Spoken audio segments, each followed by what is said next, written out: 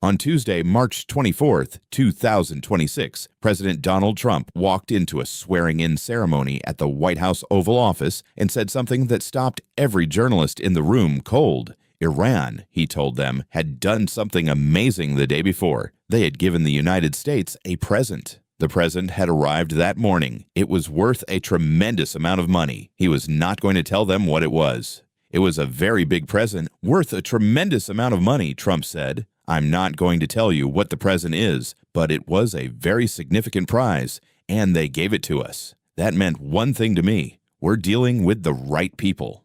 Pressed further by reporters who understood they were watching an extraordinary moment in the middle of an active war, Trump offered two additional details. The prize was oil and gas related. It was connected to the Strait of Hormuz. It was not nuclear related, and he would not be saying anything more about it. In the 24 years that have passed since the September 11th attacks, the United States government has fought wars in Afghanistan, in Iraq, in Libya, and in Syria. In none of those conflicts did the sitting American president stand before reporters in the Oval Office and announce, in the middle of the fighting, that the enemy had just given him a gift worth a tremendous amount of money, decline to explain what it was, and express satisfaction that the right people were now running the adversary country. March 24, 2026 was something entirely new in the history of American wartime diplomacy, and the mystery at the center of it has never been fully resolved. 2 days later, a senior Arab diplomat and a U.S. official told the Times of Israel what the present actually was.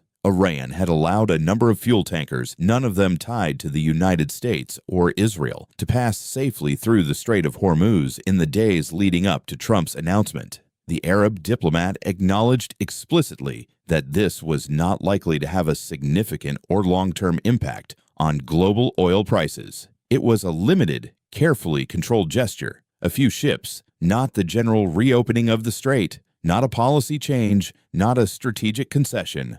Iran let some tankers through. That was the present. That was the tremendous prize worth an enormous amount of money. To understand why Trump described that as amazing, you need to understand what had been happening in the Strait of Hormuz in the 3.5 weeks between the start of the war and March 24th. When Iran closed the strait on March 1st, the immediate effect on global energy markets was a price spike that took Brent crude from the mid-70s to above $90 per barrel within days. By mid-March, tanker owners were reporting that Iran's Revolutionary Guard was boarding vessels, demanding coordination fees, and in some cases charging individual tankers millions of dollars for what Iran's state media was calling safe passage authorization. Iran was not simply blocking the strait, it was monetizing it. The Islamic Republic had turned the world's most important shipping choke point into a toll booth, and the tolls were being set by the same organization that had deployed mines across the seafloor and positioned fast attack boats at the Narrows.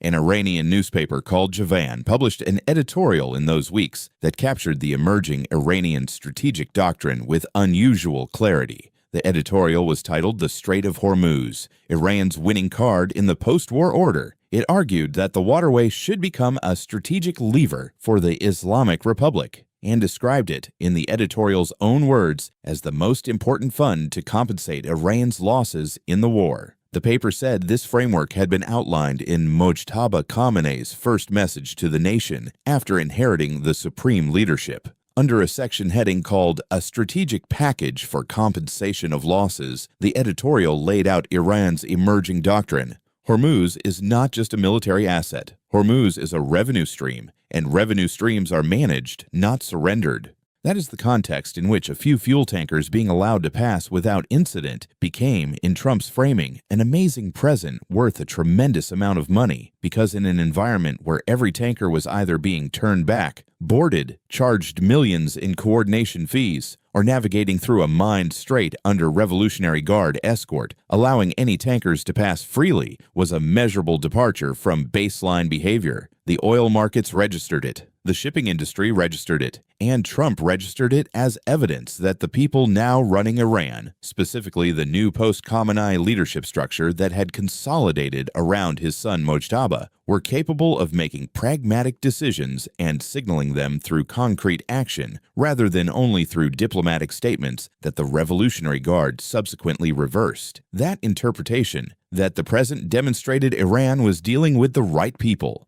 is either the most optimistic reading of a minor tactical gesture in the history of modern diplomacy, or it is evidence that Trump genuinely believed in late March that Iran's new leadership was different from the old one in ways that mattered. The subsequent 2 months of the conflict have provided a mixed answer to that question. The Khamenei succession did produce some changes in Iran's negotiating posture. The foreign ministry has been more consistently engaged in the diplomatic process than it was in the first weeks of the war. The April 8th ceasefire, however fragile, was the first formal agreement the two sides produced. Pakistan's mediation channel has remained open throughout, which required Iranian cooperation to maintain, but the Revolutionary Guard has not changed. Every serious agreement the foreign ministry has negotiated has faced Guard obstruction at the implementation stage. The April 17th Hormuz opening lasted 6 hours before the Guard reversed it. The Islamabad talks failed because Iranian negotiators could not commit to terms without Guard approval. The May 23rd largely negotiated announcement is, as of this moment, still unsigned because Tasnim, the Guard's media organ, warned on Sunday that the agreement could still be canceled. The right people Trump said he was dealing with have not, in practice, controlled the outcome of a single critical moment in this conflict. The Guard has,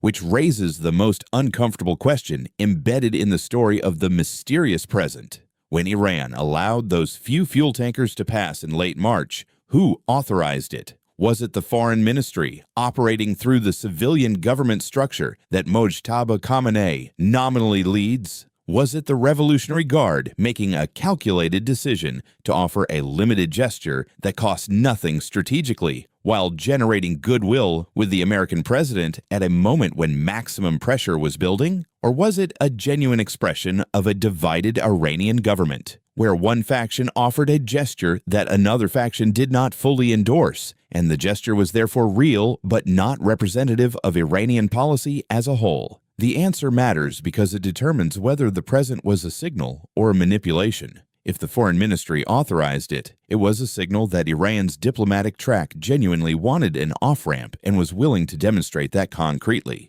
If the Revolutionary Guard authorized it, it was a manipulation, a tactical gift designed to slow American escalation at the exact moment when Trump was weighing whether to expand the bombing campaign to include civilian infrastructure. And if it came from a divided government where neither side fully controlled the decision, it was something more complicated still. Evidence of the fractured command structure that has made every subsequent agreement simultaneously possible to announce and impossible to finalize. Trump said it meant one thing to him: they were dealing with the right people. 2 months later, he is still dealing with the same people, and the Strait of Hormuz is still not open to pre-war traffic. The present that arrived that Tuesday morning was real. The interpretation Trump placed on it may have been the most expensive misreading of a diplomatic gesture since the conflict began. Because while Trump was celebrating the gift and describing it as evidence of good faith, Iran was simultaneously publishing the Javan editorial that described the strait as a compensation mechanism for war losses and a permanent strategic asset. While Trump was telling reporters the gift meant they were dealing with the right people, Mojtaba Khamenei's first public message to the nation was outlining a strategic package for using Hormuz as a financial lever. The same days, the same country, two completely different pictures of what Iran's intentions for the strait actually were. The president arrived on Tuesday, March 24th. It was fuel tankers. It was worth a tremendous amount of money to the global markets that needed reassurance. Trump called it amazing. Iran called it a limited coordination gesture and kept charging other tankers millions of dollars for the same passage. The Revolutionary Guard kept its mines in the water. The new Persian Gulf Strait Authority, which Iran created on May 20th to formalize its permanent management claim over the waterway, was already being conceptualized in the weeks when the gift was delivered. 8 weeks after Trump called it a tremendous prize, the strait is still under Iranian management. The deal is still unsigned. The frozen assets are still frozen, and the fuel tankers that passed through on March 23rd are still the single most concrete thing Iran has given the United States in exchange for all of the American administration's expressed confidence that they are dealing with the right people. The question that the present forces onto the record is the question this war has never fully answered. Is there a version of the Iranian leadership that can actually deliver on what it signals? Is there a faction with enough authority over the Revolutionary Guard to translate a diplomatic gesture into a durable policy outcome? Or is every Iranian concession, including the ones wrapped in oil and gas and presented as amazing gifts, ultimately a tactical move by an institution that has spent 47 years learning to give just enough to prevent escalation while preserving everything that matters to its own survival? Trump said the present meant they were dealing with the right people. The right people have not yet opened the Strait of Hormuz. And the present, whatever it was worth in the moment it arrived, has not yet produced the deal it was supposed to signal.